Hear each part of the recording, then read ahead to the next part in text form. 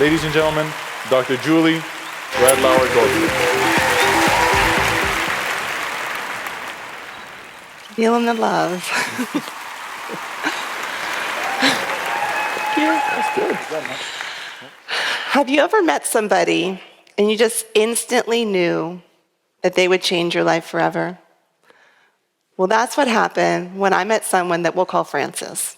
She was a single mom of 3 teenage boys, one really struggling with his mental health, working 2 full-time jobs, all while caring for an elderly mom. When we met, I was conducting a national research study with low socioeconomic families who are African American, trying to figure out if the current mental health system was working for them. My name is Julie Radlauer. I'm a doctor of public health and a licensed mental health counselor. And as a researcher, this is what keeps me up at night. I want to know why so many people are struggling with their mental health, but don't access services. And more importantly, how do people want to have their mental health needs met? Francis's son was really struggling in school, and he shared with his counselor that his mom was out most nights. The counselor made assumptions about the family and called the abuse hotline. Well, it turns out that Francis was working the night shift and grandma was home with the kids. But policies like mandatory reporting are a real barrier to people accessing help when they need it. And you could see why Frances didn't trust the mental health system. She wanted to work with somebody who understood her life situation. 100% of the families that I interviewed said that they wanted to work with somebody who looked like them and who could relate to their life story. But do you know in the current mental health system, only 4% of therapists are Black? Additional stressors, like Frances's employer not paying her on time or being at risk of eviction, caused her to go speak with a counselor herself. And when she shared with the counselor that sometimes she communicates with God, she was diagnosed with schizophrenia. You could see how this is a challenge. Many of the families that I interviewed said that counselors in the public mental health system are young, inexperienced, and they make low wages, so there's high turnover. And so what happens is families are having to tell their stories over and over and over again, and they never really get the help that they need. Eventually, they just get so frustrated with the system that they opt out of services altogether. This is a problem because, according to the World Health Organization, we're experiencing a global mental health crisis with over 1 billion people struggling with their mental health. Further, the CDC estimates that 50% of people will experience a mental health condition in their lifetime. And with numbers like these, there aren't nearly enough professionals to meet the need. So do me a favor. I want you to think about in your own personal life, how many of you know somebody who's struggling with your mental health? Raise your hand if you know somebody who's struggling. Okay, so look around. Pretty much everyone has their hand raised, right? So let's be clear. This is not their problem or someone else's problem. This is our problem, and it's a big one. For the past 20 years, I've been researching and working in this space, trying to figure out how do we get ahead of this problem. And to quote Desmond Tutu, there comes a point when we have to stop pulling people out of the river and go upstream and figure out why they're falling in. Through my research, I want to understand why people are falling into the mental health river, because these days, it's entirely overcrowded. I'm sharing my findings with you because I believe with all my heart that actually we are the solution to this mental health crisis. There are thousands of people like Frances out there, and the majority of them don't want formal mental health treatment. When you talk to families and ask them how they want to have their needs met, what they say is they want to have their needs met in a way that supports their culture, where they feel connected in their communities and feel supported in their circle.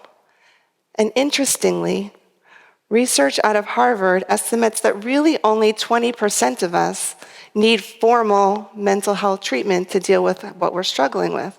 And 80% of us can have our needs met outside of the clinical care setting through community-based interventions. So for example, in Africa, there's something called friendship benches, where grandmothers are trained in brief mental health interventions. And here in the US, we have Sidewalk Talk, where anybody can go to a training, pull up a chair, and be an active listener. And interventions like these are they're no cost, low cost, but they literally save lives every day. Through my research, I believe it's time to focus on these social aspects of our lives. It's time that we pay attention to what I call the social influences of mental health.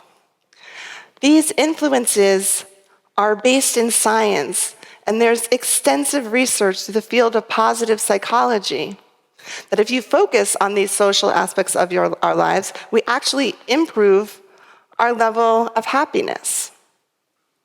So, if you're Francis, or let's be clear, any one of us, you have no control over whether your employer pays you on time, and frankly, no control over your children act in school. But you do have control over the social connections in your life. You do have control over the people who are part of your circle. If you're a mom and you're running late to pick up your child from school, but grandma can go get them, well, that social support is a game changer, right? And if you're a grandmother and you're struggling with loneliness and isolation the way that so many of our elderly are, wouldn't the social capital of Friendship Bench or something like that not only help you support others, but also create a sense of purpose and belonging in your life?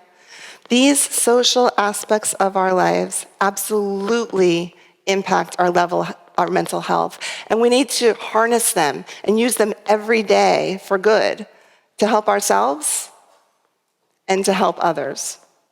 This is how we'll solve our mental health crisis. When someone in your circle is struggling, what do? Do you connect, engage, and support? Or do you give them their space because you're not really sure how to help them? Having the tools to support others when they're struggling, collectively, we can stop so many people from suffering. Remember I told you that Frances changed my life forever? That's because she helped me.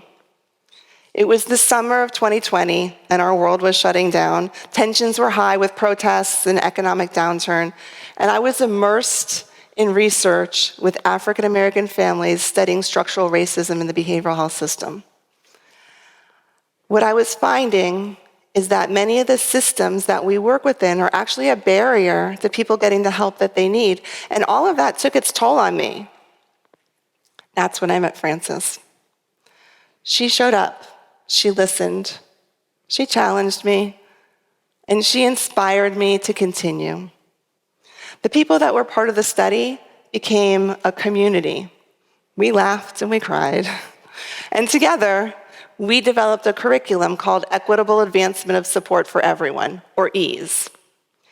And EASE is designed to help behavioral health professionals learn how to connect differently with the people that they work with, focusing on social supports.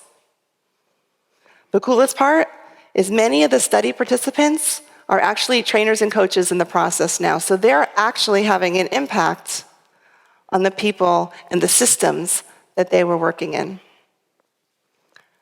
I think when it comes to helping people, sometimes we get stuck because we don't know what to do, or maybe we don't know when to do it. So Frances wasn't a trained therapist. She was just a woman who practiced the fundamental skills of being supportive. So what did she do? How did she help me? Well, the first thing is she showed up. She was present. She didn't wait till I asked for help. She noticed when something was happening with me, and she offered the help. Secondly, we practiced reciprocity. Sometimes I would help her, sometimes she would help me. It has to go both ways. Also, she was a really good listener. She wasn't thinking about the next thing she had to do or what she was going to say next. She was listening with the intention to understand. And finally, she was kind. You know, I was doing research about a system that she was challenged in. And I had been working in that system for 20 years. If there were ever a time that somebody could have been frustrated with me, that was it. But she didn't see me as just a member of a system. She saw me as an individual. And she offered me the same empathy that I was expressing towards her. We don't have to have all the answers. We just have to, sometimes our presence is just enough, right? But how do we know when somebody really needs help? Well, see, here are some of the things that you can look for in people that are in your circle to know that they're really struggling and it's time to lean in.